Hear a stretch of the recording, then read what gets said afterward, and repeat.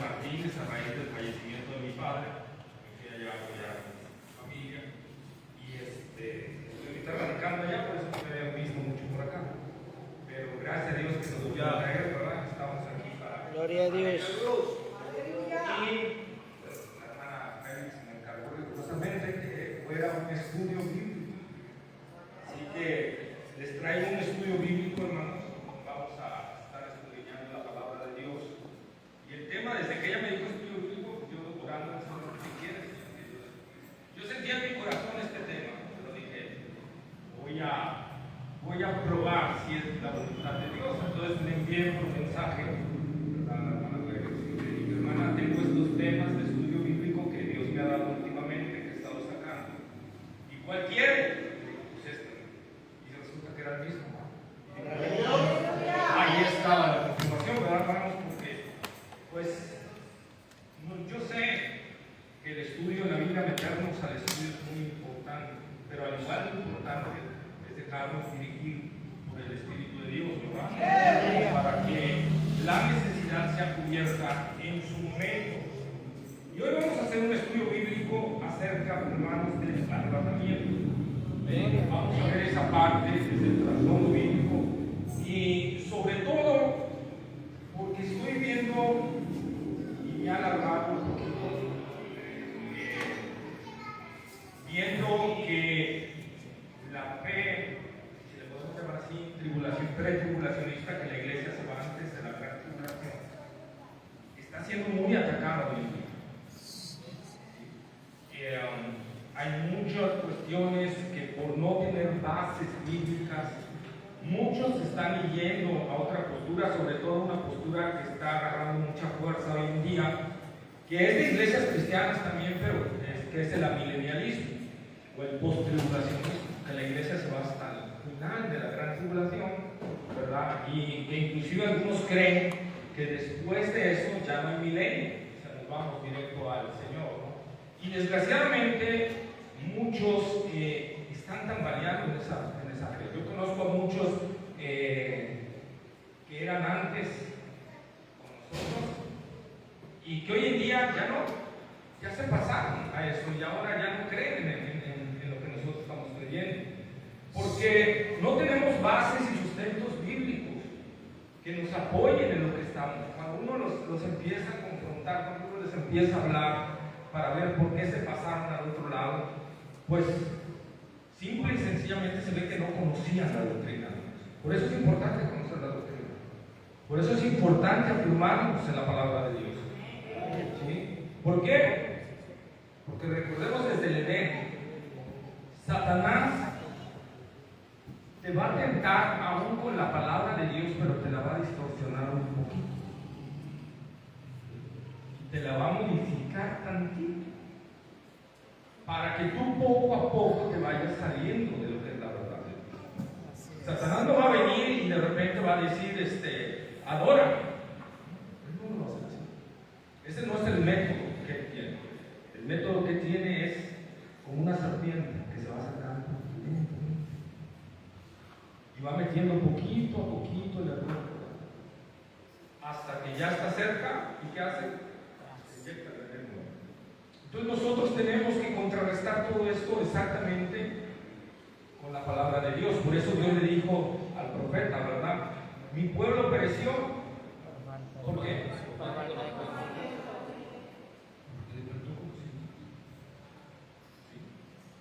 Le faltó conocimiento. Yo me gozo mucho cuando estoy con ustedes viendo su alegría, su gozo a la hora de alabar a Dios.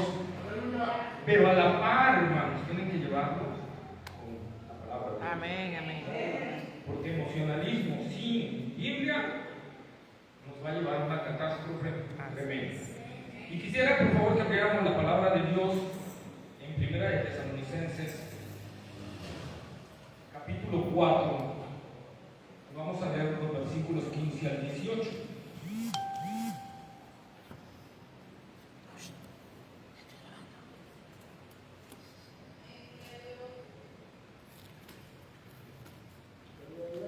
Amén. Vamos a ver. Por lo cual os decimos esto en palabra del Señor, que nosotros que vivimos quedado hasta la venida del Señor, no precederemos a los que durmieron, porque el Señor mismo, con voz de mando, con voz de arcángel y con trompeta de Dios, descenderá del cielo, y los muertos en Cristo resucitarán primero. Luego nosotros, los que vivimos, los que hayamos quedado, seremos arrebatados juntamente con ellos en las nubes para recibir al Señor en el aire, y así estaremos siempre con el Señor.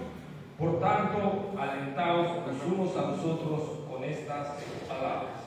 Oremos. Amado Padre Celestial, Señor, venimos delante de ti para que tu Espíritu Santo, Señor, nos guíe a través de la palabra, toda verdad, toda justicia, para que Cristo sea exaltado y glorificado, Señor, para que venga ese alimento espiritual, ese sustento, Señor, para nuestra alma, para que nos fortalezca, Señor, y estemos firmes ante toda acechanza del enemigo. Señor, que estemos fortalecidos con toda palabra y poder, Señor, para enfrentar todas las vicisitudes de esta vida, Señor, y así poder glorificar a Cristo con nuestras vidas, con nuestras acciones, Señor. Conocemos y reconocemos, Señor, que tú has puesto tu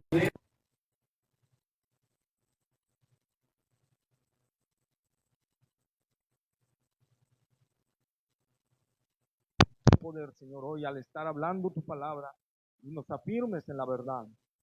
Que abras nuestros oídos, abras nuestros corazones, nos permita, Señor, que nuestra mente esté centrada en la palabra en estos momentos, que nada nos distraiga, para que tu nombre sea glorificado y exaltado por siempre, Señor. Te lo pedimos, Cristo Jesús. Amén. Amén. Bueno, pueden sentarse, hermanos, no les digo que el arrebatamiento es algo muy importante para nosotros. Es importante meditarlo. Aquí vemos nosotros al apóstol Pablo dándole una enseñanza a la iglesia en Tesalónica acerca de cómo va a ser el arrebatamiento. Pero aquí hay algo muy importante que nosotros tenemos que ver, no sé si lo has visto, es que Pablo, el apóstol, se incluye dentro de los que pueden ver este suceso. Dice el Señor, nosotros que vivimos, que habremos quedado hasta la venida del Señor, no precederemos a los que durmieron, porque el Señor mismo, ¿verdad? Con voz de mando, con voz de arcángel y con trompeta de Dios descenderá del cielo. Pero más adelante dice Pablo, luego nosotros, otra vez, los que hayamos quedado, seremos arrebatados juntamente con ellos en las nubes para recibir al Señor en el aire, y así estaremos siempre con el Señor. Por lo tanto, alentaos los unos a los otros con estas palabras. Fíjense una cosa, Pablo deseaba y anhelaba el experimentar el arrebatamiento. Pablo no tenía su mente en ese momento, ¿verdad?, en que iba a morir y no iba a experimentar el arrebatamiento. Y algunos teólogos por aquí ahí dicen, es que Pablo aquí falló, aquí no hay inspiración del Espíritu Santo, pero no es así.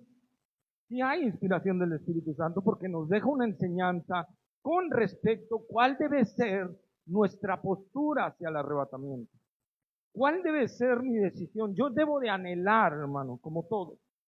Deberíamos de anhelar que nosotros seamos la generación que sea arrebatada por el Señor.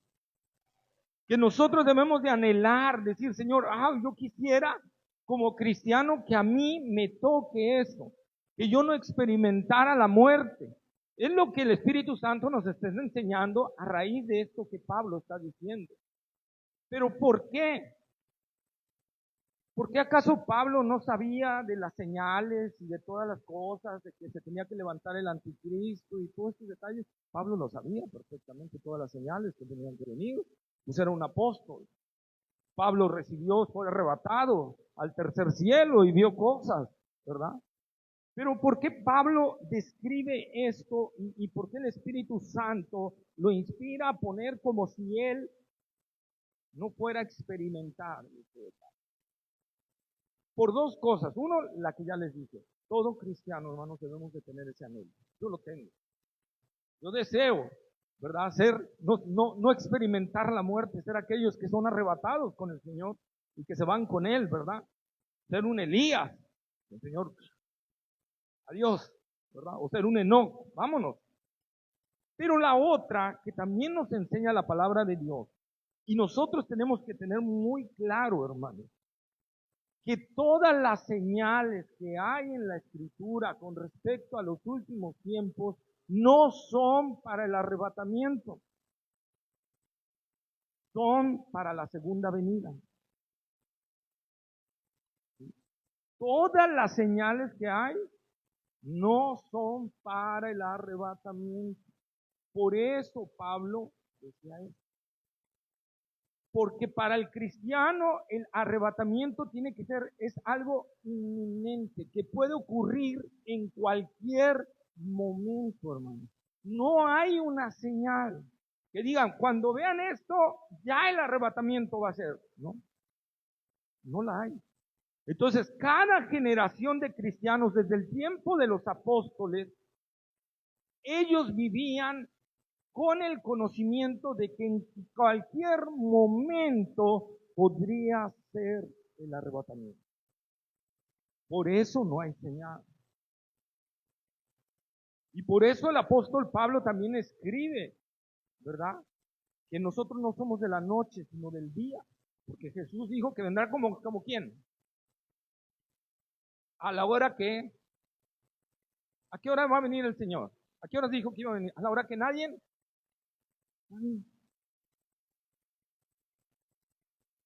Entonces, puede venir el ladrón el lunes, el martes, el miércoles, el jueves. Imagínate un ladrón hablándote diciendo, oiga, le voy a ir a robar su casa el viernes a las 2 de la mañana. Y es lo que Pablo está enseñando ahí. Pablo está diciendo eso. No hay nada. Nosotros tenemos que vivir una vida que en cualquier momento puede ser el arrebatamiento. Y es lo que dice, será en un abrir y cerrar de ojos. Es lo que nos dice Pablo. ¿Sabes cuándo va a ser? De repente, ¡pum!, en un abrir y cerrar de ojos. Va a ser algo que no va a dar tiempo para nada. Y he visto algunos cristianos, inclusive algunos predicadores, ¿verdad?, decir, hermanos, el arrebatamiento está cerca, confirma tu alma, métete más con Dios, mira, ya están estos eventos y aquello, y métete en ayuno y métete en oración para que no te quedes en el arrebatamiento. No, hermano. Yo no debo esperar una señal para consagrar mi vida a Dios. Es que mira, ya apareció la guerra entre Israel y Siria, y en la guerra entre Israel y ya está a las puertas, preparémonos, pueblo. No, hermano. Yo debo estar todos los días preparado, porque puede ser mi último día en la tierra. Porque hoy puede venir el Señor. Esta semana no hubo señales, entonces me la puedo llevar tranquila. Me la puedo llevar, no voy a orar, no voy a ayunar, no voy a leer tanto la Biblia porque no hay señales. No, hermano. Yo todos los días tengo que vivir como si el arrebatamiento fuera a ser ese día. Esa es una. Ahora, dos, yo deseo de todo corazón irme en el arrebatamiento, pero nadie me dice que puedo morir también. Y también al morir voy a ver al Señor. Y si mi vida no está acorde al Señor, ¿qué va a pasar? Entonces, a veces nos emocionamos con las señales, ¿verdad? Y lo que está sucediendo en el oriente y todo, pero nunca pensamos que hoy puede ser, como dijo Jesús, oh necio, hoy vienen a pedir tu alma y estás preparado. El arrebatamiento no es la única manera en la que me voy a encontrar con el Señor.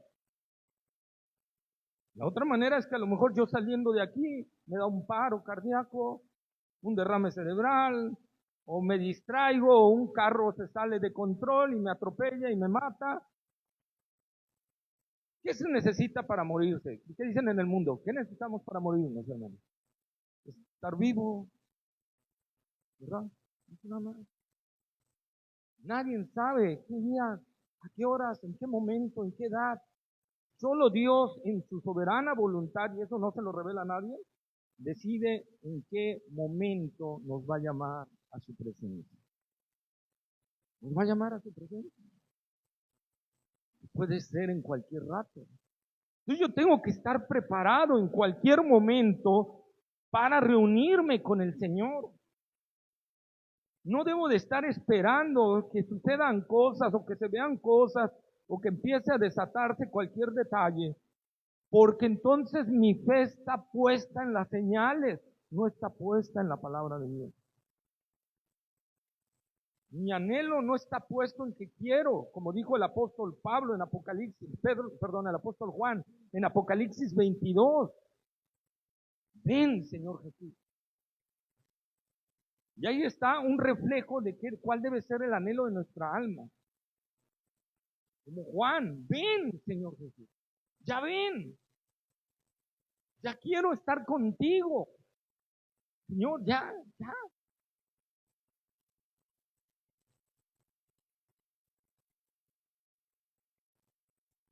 ¿Sabe qué nos detiene? Dijera ahí, y el apóstol Pablo nos lo enseña. Lo único que nos debe detener, y por ahí tenemos un corito también de cristianos, ¿no? Que dice, la iglesia solo se detiene, ¿para qué? Para predicar, ¿verdad? Es para lo único que debemos de en ese momento de centrarnos, de que nuestra vida debe estar en una comunión perpetua con el Señor. Y lo único que tengo que hacer es entonces, es hablarles a otros de esa verdad. ¿Sí? Decía por ahí un hermano que es teólogo, ¿por qué Dios al salvarnos no nos arrebata? ¿Para qué vivir una vida aquí tan difícil, tan dura? ¿Sabes para qué no te arrebata? Porque para adorar, pues allá podemos adorarle en el cielo, ¿verdad?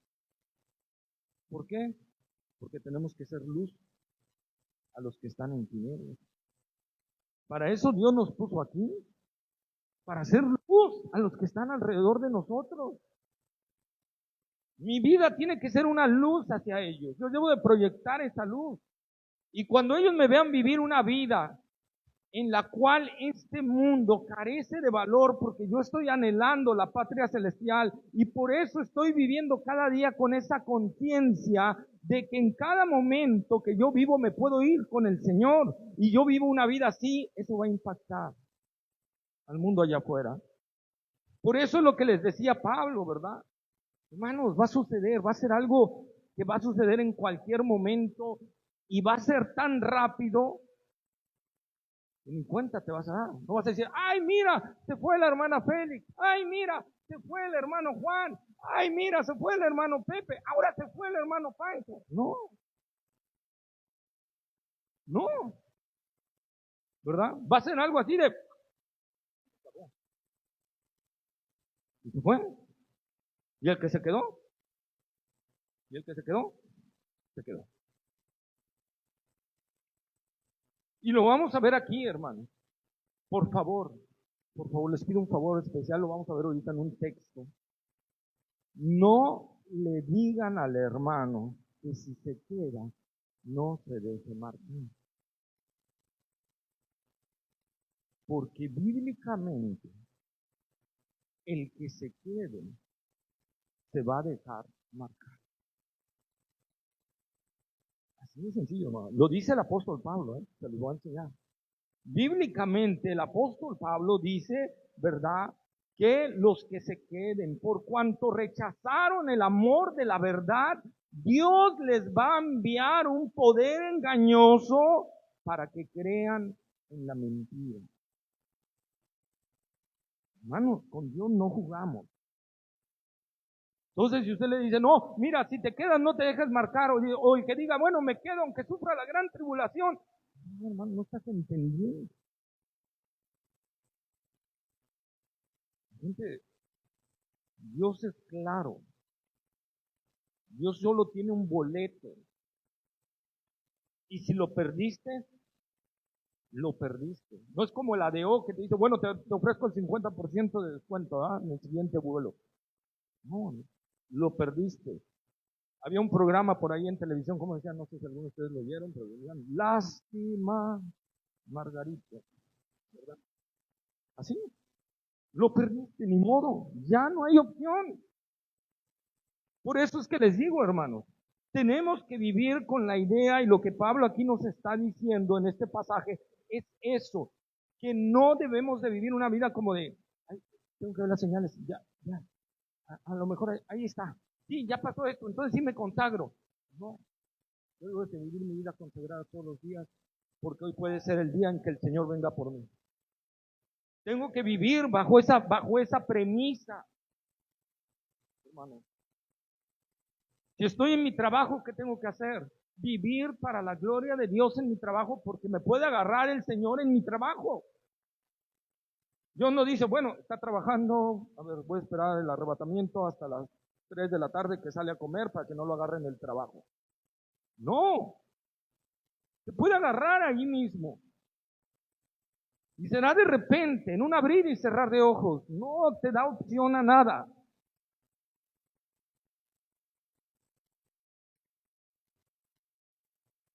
¿Verdad? Y eso es lo que nosotros tenemos que tener en mente. Te hago una pregunta. Si ahorita fuera el arrebatamiento, que estamos aquí, ¿estás seguro que te vas con el Señor?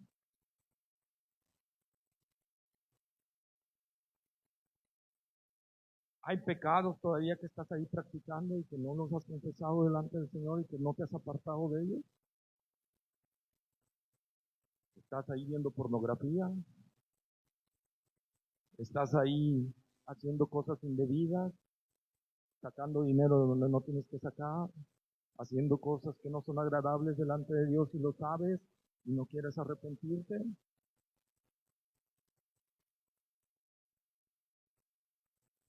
Pero estoy esperando la señal, hermano. Síguela esperando porque no hay, Señor. No hay, Señor. Así como el ladrón, le repito, no te llega y te avisa, y te manda una señal y te tira piedritas primero para que decir, mañana vengo. No. Entonces nosotros tenemos que ver esto, hermano. Ahora, este estudio lo he enfocado a ser un poquito apologético por lo mismo. ¿Cuándo será este arrebatamiento? Ya dije, es inminente, pero será antes, durante o después de la gran tribulación, porque están las tres posturas. ¿Cuál va a ser mi postura? Pero antes de meterme en el problema, le pregunto a la hermana Félix, hermana, hermano Efraín, tenemos la postura pretribulacional aquí, si no, le cambio. ¿Cuándo será eso? Pues ya lo dije, hermanos, al ser inminente, ¿qué quiere decir? Y al decir que no hay una señal, ¿qué quiere decir? Va a ser antes de la gran tribulación. Porque las señales serán para la gran tribulación. Porque van a apuntar a la segunda venida de Cristo, cuando Cristo venga aquí a la tierra. ¿Sí? Y por ahí es donde nosotros tenemos que ver. Por ejemplo, está la postura amilenialista, que no es la nuestra. ¿Qué dice la milenialista? Que el arrebatamiento, la segunda venida de Cristo, Cristo viene, nos vamos con Él y san, se acabó. Cielos nuevos y tierra nueva y ese es el milenio. Eso dice la milenialista, está mal. El post-tribulacionista que dice, Cristo viene al final de la gran tribulación, nos arrebata y entra el milenio. Y están los mid-tribulacionistas, que nos vamos a mitad de la gran tribulación, ¿verdad? Y cada uno defiende contextos tu verdad. Pero no hay tu verdad, nada más existe la verdad. Pues cuando decimos, esa es tu verdad, mi verdad es esta, no, estamos mal, solo hay una verdad. La verdad es absoluta, no es a mi antojo o a mi manera. Entonces, para aclarar un poquito esto, nosotros tenemos que ver algo muy especial. Les voy a hacer una pregunta, que esa es de kindergarten, de jardín de niños. ¿Cuándo nace la iglesia?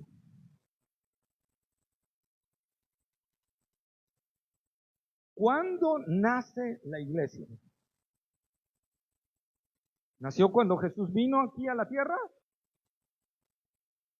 ¿En el Antiguo Testamento? ¿Cuándo nació? A ver, alguien me diga, hermanos, alguien de ustedes, porque es estudio bíblico y quiero que participen. El día de Pentecostés, ¿verdad? Esa es nuestra postura de nosotros. En Hechos capítulo 2, nosotros encontramos, ¿verdad? Que ahí nace la iglesia. Y vamos a ver por qué ahí nace la iglesia. Pero ¿qué sucede en las demás posturas? Por ejemplo, en el amilenialista y en el post-tribulacionista, ellos dicen que no.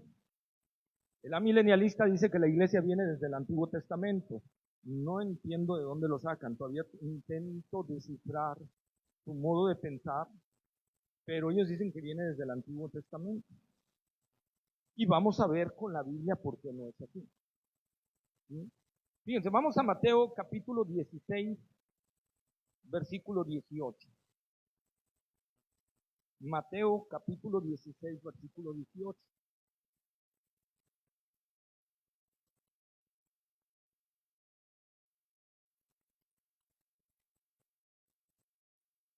Y dice la palabra del Señor, todos juntos.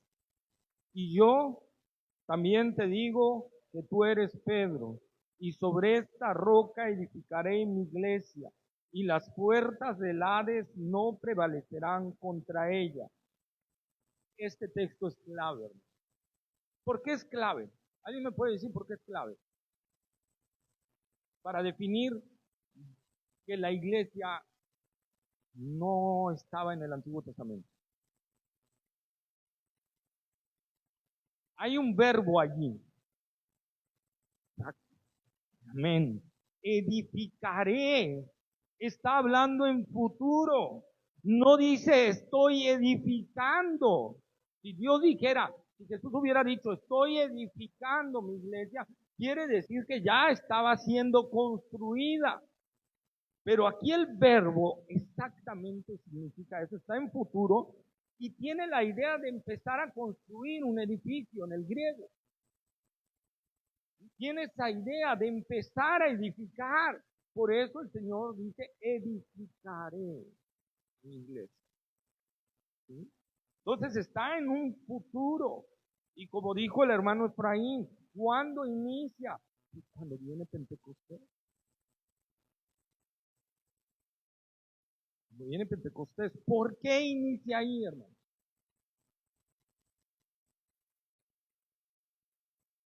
Son preguntas que tenemos que analizar. ¿Por qué inicia en Pentecostés la iglesia? Porque antes de Pentecostés, el Espíritu Santo no residía en las personas. Y dos, la iglesia, hermanos, la iglesia es el conjunto de creyentes que adicional de ser un edificio, vienen a conformar, ¿qué, hermanos? El cuerpo de Cristo. ¿Verdad? Nosotros pasamos a conformar. ¿Y cómo sucede eso? Cuando tú crees, dice el apóstol Pablo en Corintios, cuando tú crees, ¿verdad? El Espíritu Santo te incluye en ese cuerpo. Y es la obra del Espíritu Santo. Cuando alguien acepta a Cristo, cuando alguien se arrepiente de sus pecados y viene a los pies de Cristo, es incorporado a la iglesia universal. ¿Sí? Por eso dice Pablo, somos bautizados en un cuerpo. Y ahí estamos incluidos. Antes no se podría hacer eso de Pentecostés. Antes de Pentecostés no. Después sí, porque ahora sucede esa parte. Es la obra del Espíritu Santo incluir en Cristo Jesús. Quisiera que fuéramos a Hechos, al libro de los Hechos, capítulo 20, versículo 28.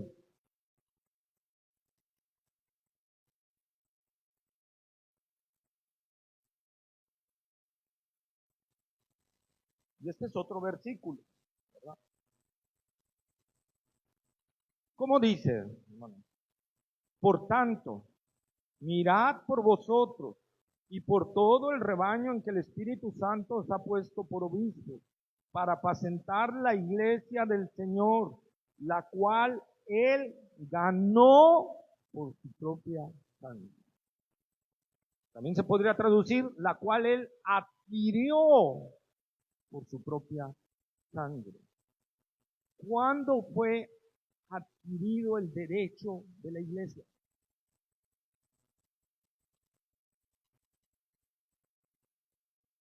Tú antes de construir tienes que tener el terreno o construyes en el aire. Primero tenemos que tener el terreno. ¿Cuándo Jesús adquirió ese derecho?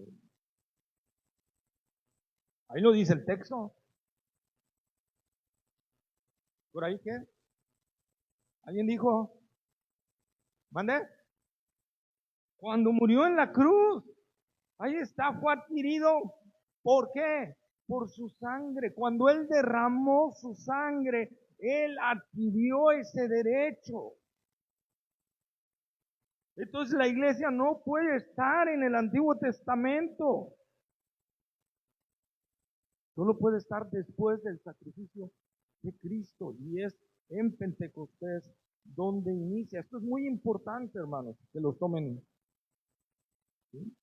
Efesios, carta a los Efesios, capítulo 2, versículo 20 al 22.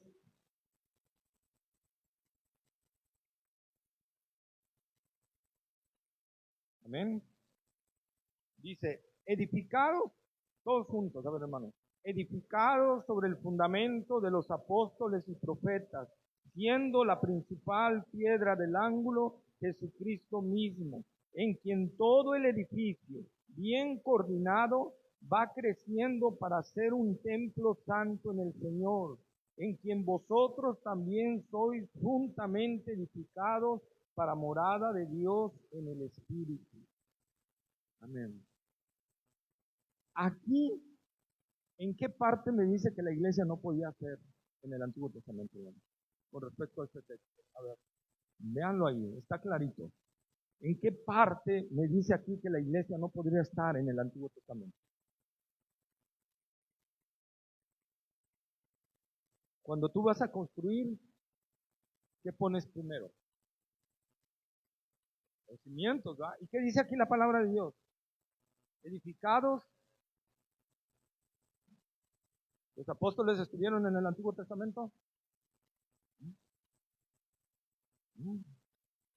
Pues la iglesia, hermanos, es edificada sobre la enseñanza de los apóstoles. Este es nuestro fundamento. ¿Dónde está esa enseñanza, hermano? En la Biblia. Ahí está. Entonces, ahí está y nos está diciendo claramente, hermanos, ¿verdad? No hay edificio si no se pone este fundamento. Primera de Corintios, primera carta a los Corintios, capítulo 12, versículo 13.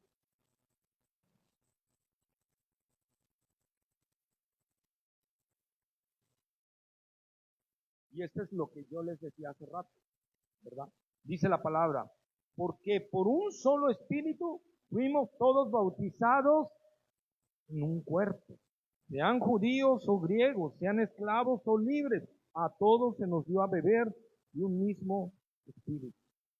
Porque por un espíritu fuimos todos bautizados en un cuerpo, sumergidos, ¿verdad? ¿Qué significa la palabra bautizados? Fuimos sumergidos en un cuerpo. ¿Cuál es ese cuerpo?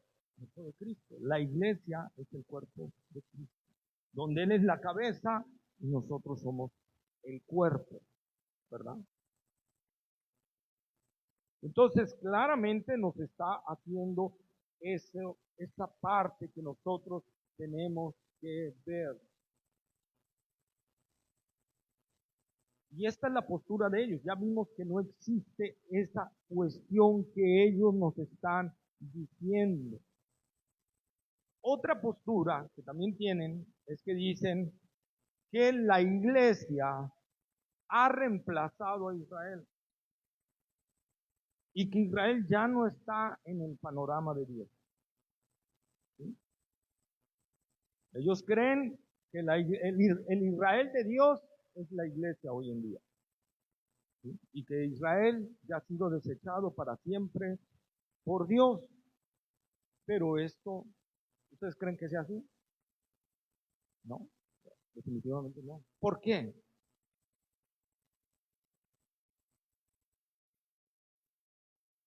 No, su pueblo amado, pero hay algo más importante. ¿Por qué?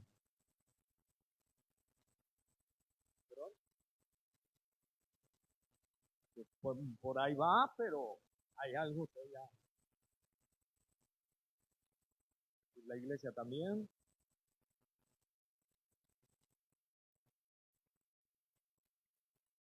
¿Qué caracteriza al Dios que tenemos, hermano? Tenemos a la gente, pero tu amor puede cambiar, tu palabra puede cambiar. Entonces, ¿qué atributo podemos ponerle allí? Que Dios es inmutable, exactamente. Dios no cambia. Dios no cambia. Y eso, por eso tenemos la confianza que podemos tener en nuestro Dios. ¿Qué es lo que Él dice en su palabra? Él lo va a cumplir, porque Él no cambia. Él no dice, Él no te va a decir hoy te voy a fortalecer y mañana te va a decir, no, te voy a debilitar.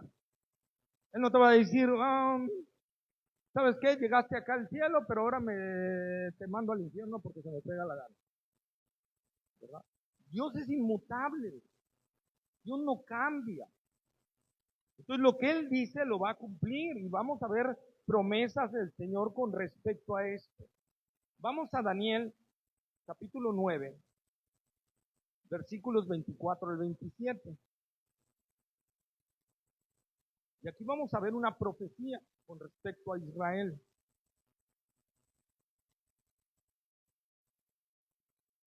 ¿Ya? ¿Lo tenemos? Dice la palabra del Señor. 70 semanas están determinadas ¿para quién, hermanos? Para tu pueblo y para quién más. ¿A qué ciudad se está refiriendo? A Jerusalén. Amén. Para terminar la prevaricación y poner fin al pecado y expiar la iniquidad, para traer la justicia perdurable y sellar la visión y la profecía y ungir al santo de los santos. Sabe pues y entiende que desde la salida de la orden para restaurar y edificar a Jerusalén hasta el Mesías príncipe habrá 7 semanas y 62 semanas. Se volverá a edificar la plaza y el muro en tiempos angustiosos, y después de las 62 semanas se quitará la vida al Mesías, mas no por sí. Y el pueblo de un príncipe que ha de venir destruirá la ciudad y el santuario, y su fin será con inundación, y hasta el fin de la guerra durarán las devastaciones. Y por otra semana confirmará el pacto con muchos, a la mitad de la semana hará cesar el sacrificio y la ofrenda. Después con la muchedumbre de las abominaciones vendrá el desolador hasta que venga la consumación y lo que está determinado se derrame sobre el desolador. Fíjense, ¿cuántas semanas? 70. ¿Sobre quién? Sobre el pueblo de Israel. 69 semanas, que fueron 7 desde Israel, ¿verdad? El edicto, y después de ahí, desde el edicto que Israel le permitía regresar a su casa hasta el Mesías príncipe, 62 semanas. Esa profecía, hermanos, se cumplió con una exactitud. Los que han hecho cálculos han encontrado que en la entrada triunfal de Jesús, ahí terminó la semana 69. O sea, la 62 que habla ahí, ¿verdad? Porque son 7 y 62 en 69 semanas. ¿Ok? Con una exactitud total y entera, que se cumplieron literalmente en Israel. Porque no se cumplió aquí que Jesús entró entrada triunfal en Roma, ¿va? No se cumplió que Jesús entró entrada triunfal en Grecia, o que Jesús, como dicen algunos, se apareció en América, ¿va? No, ¿en dónde? En Israel. Ahí se cumplió en la entrada triunfal en Israel, en la tierra. ¿En qué ciudad? en Jerusalén. ¿Sí? Ahí se cumplieron las 69 semanas. Las 70. El problema viene ahí, en las 70. ¿Por qué? Porque hay un paréntesis entre las 69 y las 70. Porque hay un paréntesis. Aquí la profecía misma me lo dice, hermanos.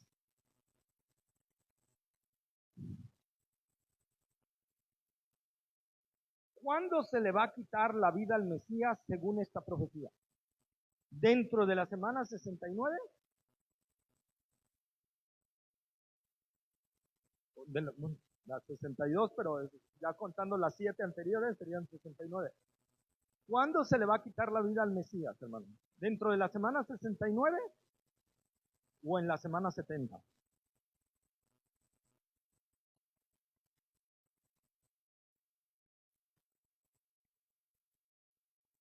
Fíjense lo que dice la palabra de Dios ahí. Dice, y después de las 62 semanas, que serían la semana 69 por las 7 anteriores, y después de las 62 semanas, ¿qué? Entonces está fuera de la semana 69. La crucifixión de Cristo está fuera de la semana 69. Pero vamos a ver si entra en la 70. Y luego dice, y por otra semana, o sea que inicia la semana 70, confirmará el pacto con muchos. O sea que la crucifixión de Cristo no está ni en la 69 ni en la 70. Porque ahí a Dios le plació meter un paréntesis de tiempo. Y ese paréntesis de tiempo, hermanos, donde Israel no figura en esos años, ¿por qué creen que no figura en esos años Israel?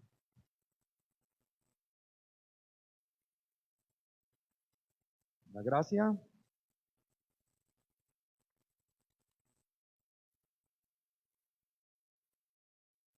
más o menos. ¿Qué sucede? ¿Qué sucede después? ¿Qué sucedió con la muerte de Cristo? Lo acabamos de decir. ¿El que adquirió con su muerte, hermano? La iglesia. Y la iglesia nace en Pentecostés. Ese paréntesis entre la semana 69 y la semana 70 es la iglesia. Porque la iglesia actualmente, hermanos, y nuestra posición real, la iglesia actualmente es la que tiene ahorita el trato con Dios. Israel fue hecho a un lado, no ha sido quitado de los planes de Dios, pero Israel ahorita no tiene comunión con Dios, porque Él regresará a su comunión en la semana 70, cuando empiece a tratar con ellos otra vez. Pero en este paréntesis de tiempo, es la iglesia la que tiene la preponderancia y la atención de Dios, aunque Dios está preservando a su pueblo Israel todavía. ¿Por qué? Porque tiene que cumplir sus promesas. Y lo vamos a ver. Pero la semana 70 es la iglesia. Quiero aprovechar, porque por ahí decían, que por ahí algunos dicen que esta es la dispensación de la gracia. En esta era sí se manifestó la gracia de una manera ya visible, pero la gracia ha existido desde el Antiguo Testamento. En Génesis capítulo 6, vayan ahí rápido nada más, no tiene nada que ver con el tema, pero vayamos a Génesis 6.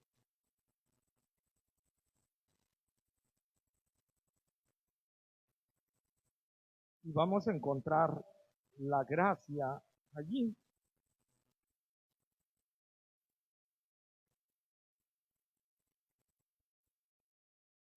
Ay, perdón, abrí esto en lugar de Génesis.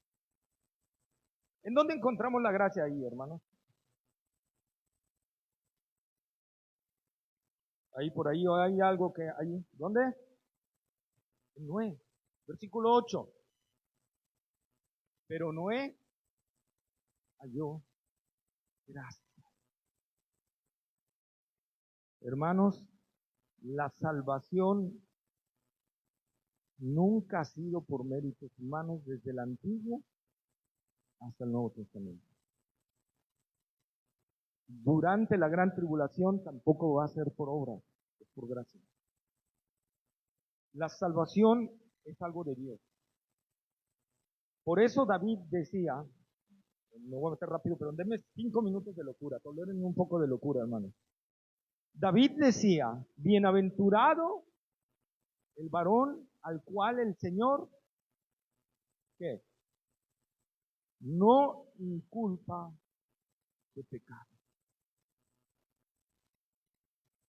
Hermanos, ¿qué varón no peca? Los varones pecamos, las mujeres mucho más. ¿Qué ser humano, para incluir mujeres y varones, qué ser humano no peca? Todos pecamos. Romanos 3:23, por cuanto todos pecamos, estamos destituidos de la gloria de Dios. Entonces, cuando David dice, bienaventurado aquel varón al que el Señor no inculpa de pecado. ¿Cómo no puede inculpar de pecado? Eso es gracia. Y ahí está la gracia. Entonces nosotros vemos la gracia desde el Antiguo Testamento. Dios ha salvado por gracia, porque lo que merecíamos nosotros, lo que merecemos la raza humana, ¿qué merecemos? El juicio de Dios. Merecemos el infierno, nos los hemos ganado a pulso. Pero la gracia es la que no ve tu condición. Me gusta cómo la define un hermano. La gracia es el amor de Dios que se inclina para levantar a una criatura caída. ¿Verdad? Y esa es la gracia. Tú estás imposibilitado, pero Dios viene y te levanta. ¿Perdón? Entonces eso es gracia, pero volvamos a nuestro punto, a nuestro tema, porque si no voy a ir y luego nos vamos a ir como 2, 3 de la mañana de aquí y ya no me van a volver a invitar. Pero entonces nosotros vemos la semana ahí, la semana 70, ¿cómo inicia? Confirmará el pacto en muchos. ¿Qué pacto? Y eso no me voy a meter porque no voy a ver esa parte de la gran tribulación, pero solo se los voy a decir así. En la gran tribulación, lo que va a marcar el inicio de la gran tribulación es 1, el arrebatamiento de la iglesia. Y 2, el pacto de paz que hará el anticristo con Israel.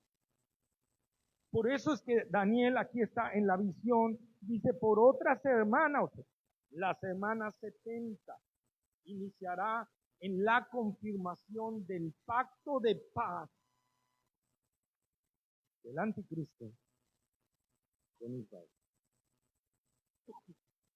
Y eso se los dejo de tarea, porque no tiene nada que ver con el arrebatamiento, pero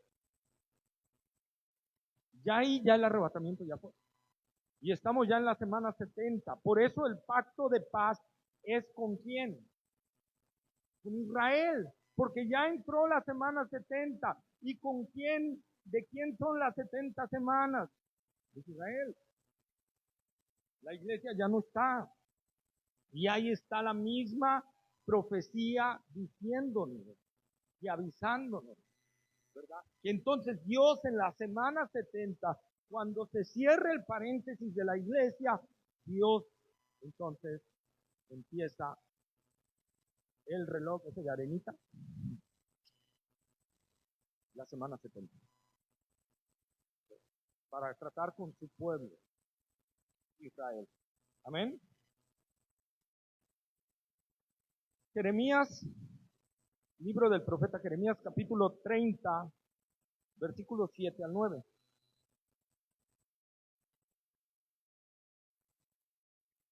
Me voy a acelerar porque